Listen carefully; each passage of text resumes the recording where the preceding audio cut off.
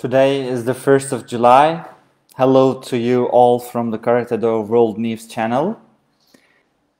You are watching the 7th live broadcast in the series, and I am ERMAN AKBUDAK and will be sharing here the recent news, events and actions of Karate Do every Saturday on the Karate Do World News channel.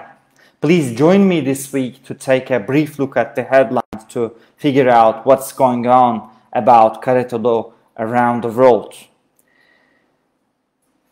Our first headline is, as always, Tokyo 2020 Olympic Games.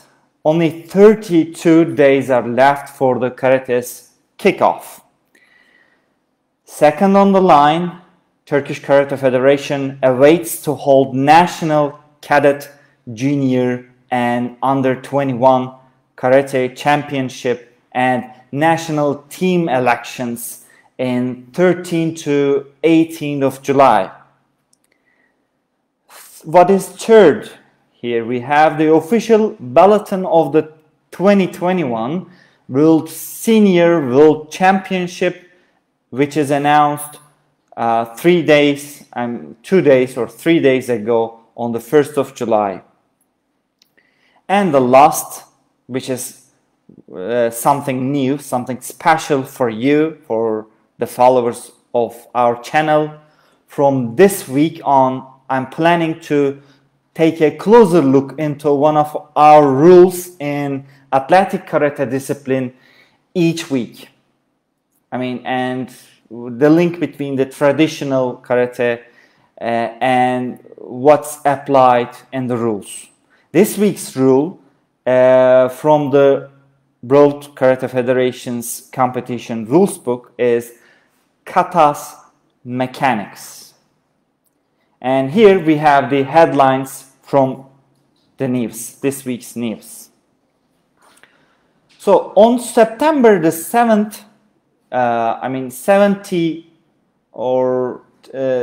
2013, Tokyo was elected as the host city of 2020 Olympics and Paralympic Games at the same time at one of the 125th session of the International Olympic Committee held in Buenos Aires. You might remember that. On the 13th of August 2016, during the 129th session of the IOC, the International Olympic Committee, agreed to add 5 new sports to the sports program of Tokyo 2020, including karate. And you may know the rest of the story since then. Let me briefly summarize it. And we are looking forward to seeing karate for the first time in the Olympics on the 5th to 7th of August, which means only 32 days are remaining for 82 athletes, various coaches, national coaches, and referees, or judges, we may call them, who will represent their countries under one flag. Our second headline for this week is Turkish Karate will choose the best karateka's in the cadet, junior, and under 21 national championship on the 13th to 18th of July to decide which karate performers or athletes should go to the European Cadet, Junior and U21 Championship, which will be held in 20 to 22nd of July, August, which is next month in Tampere, Finland. The national championship in Turkey is going to be hosted by Şanlıurfa, which is a city in the southeastern part of Turkey with lots of historic monuments like Göbekli Tepe and touristic attractions.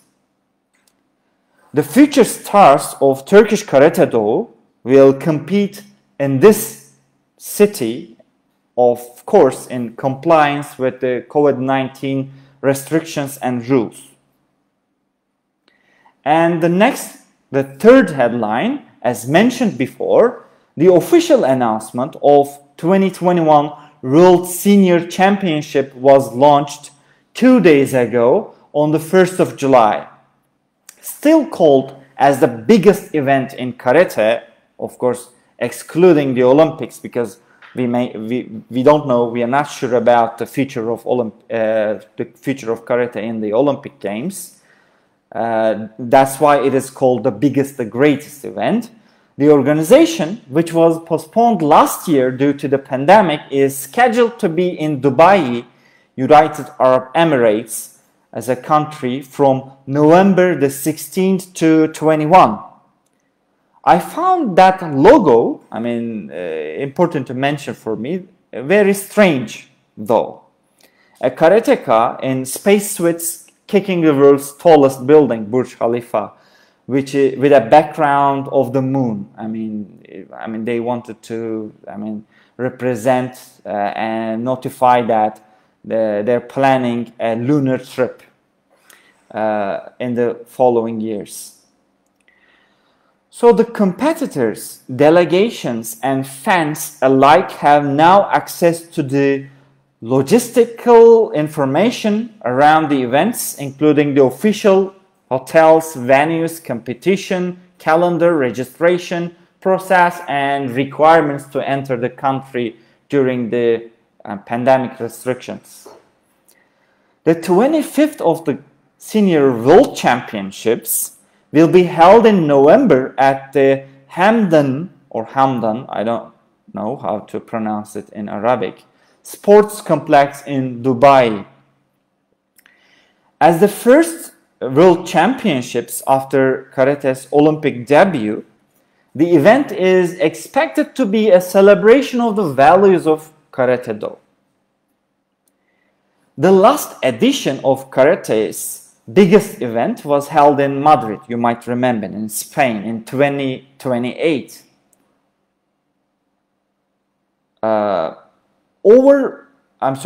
In 2018.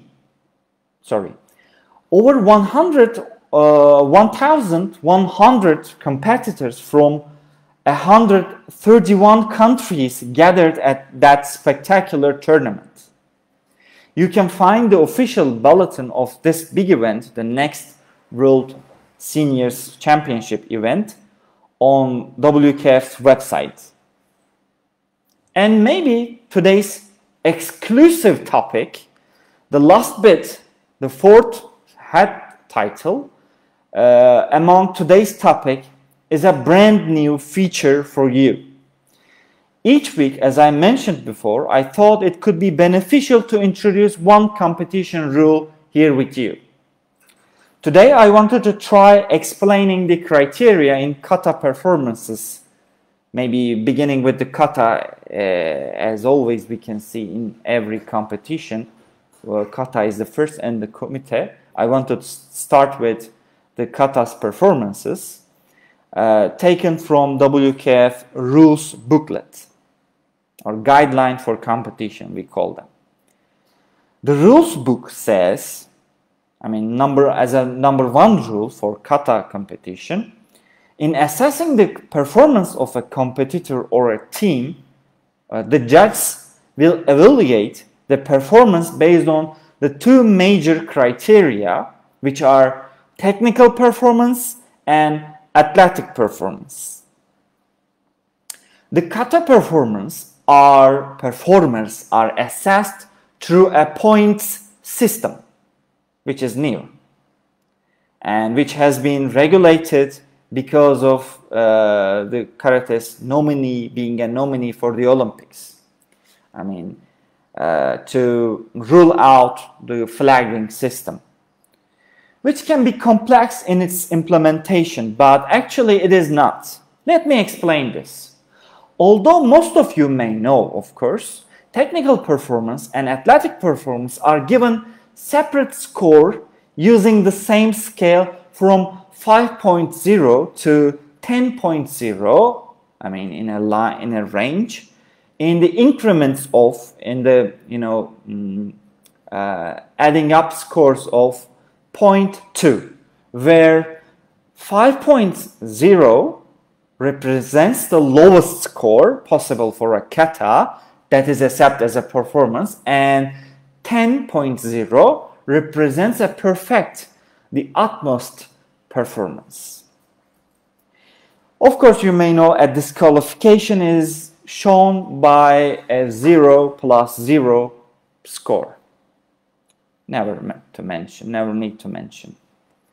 The system will eliminate the two highest and the two lowest scores for respectively technical performance and then athletic performance, and calculate, add up the total score, which is weight 70% for technical performance and 30% for athletic performance.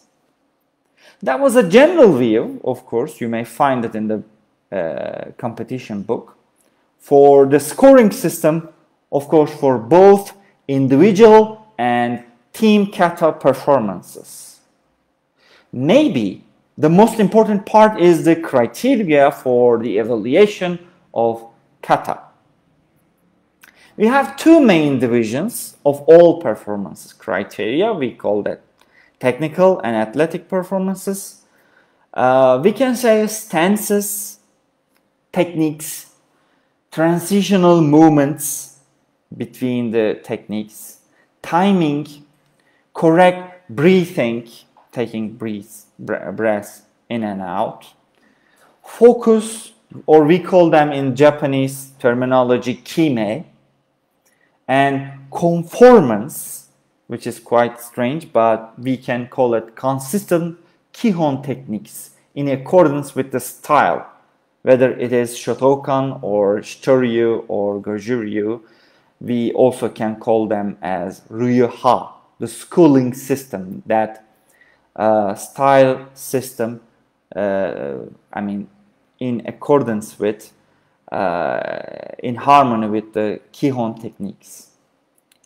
So, well, the other performance, the second phase of the same page is athletic performance. And it is comprised of 3 criteria as opposed to the previous kata athletic performance criteria. Which was 4, but now we have 3 for both, bunkai and, actual performance. We have strength, speed, and balance, which are difficult to perform masterfully, but easier to explain here. As you look at all these in more practical terms, here, the problem with applying the criterion rules and kata bounds, kata mats, for both trainers and judges is the competitors using breathing to control keage, kekomi, and atewaza or ate techniques, we can call them. Of course, we can say that keage techniques are much less in some katas, and kekomi techniques are more, or atewaza techniques are more common in some, katas or some styles. But there's a problem here, and this is my opinion. It's open to debate, it's open to discussion. My opinion is, coach or sensei, we call them, notice that lower ranked students, students of, let's say, yellow or orange or,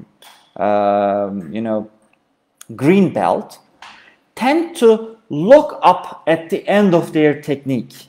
They look up their bodies. It's mainly related to the breath in relation to the perfect finish, or we call them kime. Here we can discuss it in connection to the actual contact with the opponent in kumite also. This is also true, valid, available in kumite, not just in kata. The sequence of the techniques like keage, kekomi, and ate, from execution to target impact, will generally not vary. It won't be too various. it will be unite. What will vary, what will change, is what one does immediately afterward, after that technique. And it depends on what effect the attacker finishes to achieve, what sort of effect the attacker or the kata performer wants to have. General rules, such as the body center moving toward the target, correct alignment of the body, positioning of the body, or reinforcement of the body,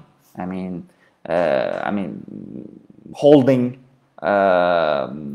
the ready technique, beforehand, if needed, and coordination of breath to form what is called in the sports science intra-abdominal pressure, IAP, and kime in karate must all be upheld. However, immediately following the impact phase, impact position of the technique, there is variation. It can be various.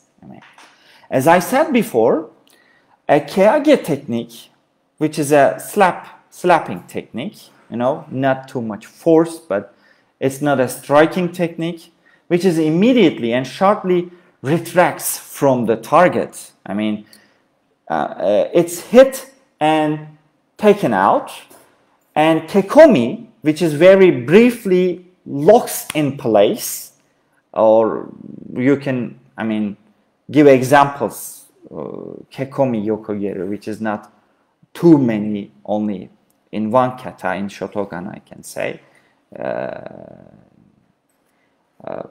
And ate, the third type of technique, which is, it continues to drive through the target. We call them the striking technique. Driving through means, in total, strike, and there's a total hit, and it is driving through the target. So, a competitor must be able to handle these three types of techniques, kekomi, keage, and atewaza techniques masterfully, together with the kime, the control of the central body, as I said before, the intra-abdominal pressure is more important here. So the question, however, is, let me come to the question, how this is coordinated, how this is combined together in harmony. The answer is, of course, through breathing. To allow smooth flow from one technique to another, we call them transitional movements. The previous technique needs to be immediately relaxed. This is achieved by immediately inhaling after the, as I called, intra-abdominal pressures. Okay. As one creates intra-abdominal pressure, the abdominals and diaphragms are compressed downwards, resulting in a stoppage of breathing. You stop breathing then. The quickest way to release this contraction is to immediately breathe in. Therefore, the ability to execute and transition among keage, kekomi, and ate is in how this in-breath is performed. It depends on how you perform that in-breathing. It may sound difficult to, understand, but okay, this is practically true in performances. In short, the in-breath must mirror the technique. If you are doing a simple ageuke technique, of course, you are, giving out, you are exhaling and you are inhaling. And after that technique, you have to balance your breathing. So, the in-breath must mirror, must reflect the technique being executed. Once kime is achieved, and the attack has penetrated the targets, the force and speed for the next inhalation, I mean taking in of the breath, must mirror the type of hit. A short, very sharp inhalation together with the correct body movement, in this case a sharp retraction, results in keage. So keage techniques are truly done with a sharp retraction. A slightly longer in breath, of course, results in kekomi. So for kekomi techniques, a slightly longer in breath is taken, should be taken. While no stop in the out breath, I mean giving out your breath, you literally breathe through the opponent, I mean you drive through the opponent, the target, results in atevaza techniques. Thus, I can explain that in breath controls, the in-breath, I mean taking in the breath, controls the tempo and the nature of the technique. And it means excellent kata performances or perfection of techniques also in kumite. Well, it's a little bit mind-boggling, I know, but the great performance can understand it, and our coach can help us maybe understand if referees or judges who are at novice level can work with experienced senseis, coaches together to understand it much better. Well, that's all for this week. I hope you enjoyed the topics here on Karate Do. I will be pleased to read your comments. Let's meet in other KWN videos, interviews with athletes, coaches, and arbitration team members in the following weeks. Stay tuned with Karate Do World News. Os.